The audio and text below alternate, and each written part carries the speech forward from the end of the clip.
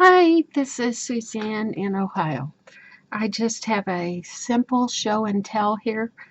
Um, Today's the day to do videos, I guess, so I'm catching up on all these things that I haven't had the time to, or actually didn't take the time. Sometimes it feels so daunting to make a video. I don't feel like I'm real good at it, but I wanted to show this little journal cover. And she's a conglomeration of slow stitching and collage work with all kind of textiles.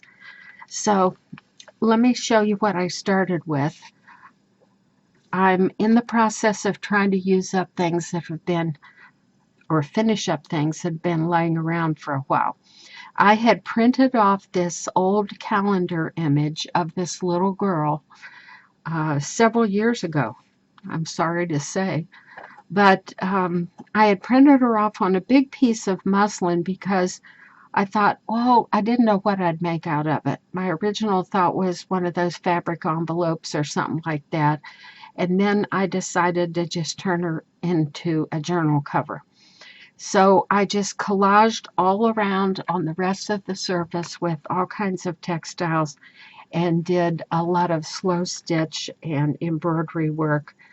And I left it quite puffy because I wanted it to have uh, the texture to it and the feel. So whatever I had close at hand, this is what I did with it. I felt like the print didn't show her bonnet or her hair very well. So the fun thing about this one is, let me bring it down a little closer and I'll show you.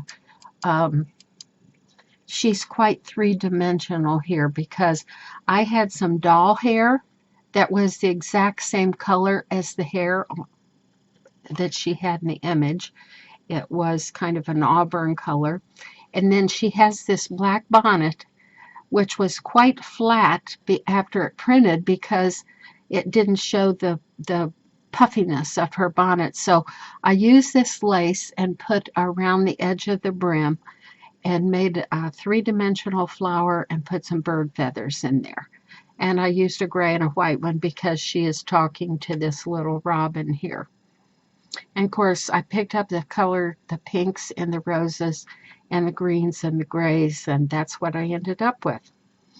So if you've never seen any of my other videos, I'll just tell you real quick how it starts. I don't know if we can see here on this edge or what, but I always have a base fabric, and in this case it was what I had printed her on, and then I added another piece of muslin to make it wide enough um, for a journal cover. So let's back out here just a little bit, and then I start laying down surface items, and out of my scrap box or just whatever I have several boxes full of small, medium, large scraps of all kinds. So I just dig into it and start laying things down. And then for the interest, I add whatever I want on top of it for finer detail. So this is some kind of little nylon netting, and you can see here I have some ribbon. And then as I twisted and turned the ribbon at different intervals, I put glass beads. And a lot of this stuff is left very loose. If you've heard me say before, I have to practice that so I don't get things down too tight and too firm and lose all the elements, or the flow of the elements, I should say.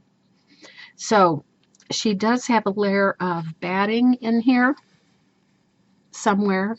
Yeah, you can kind of see it right there. And then after I've stitched everything down, then I turn it over, and this will be the inside of the journal. Now I have one more thing to add, which will be a long strip of fabric or lace that will form a pocket on each side of the journal flaps. I size this so that she can hold about 3 medium-sized signatures. So this part here will end up being the spine.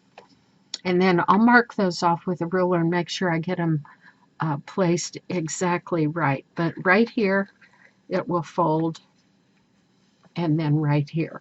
And to help it do that, when I'll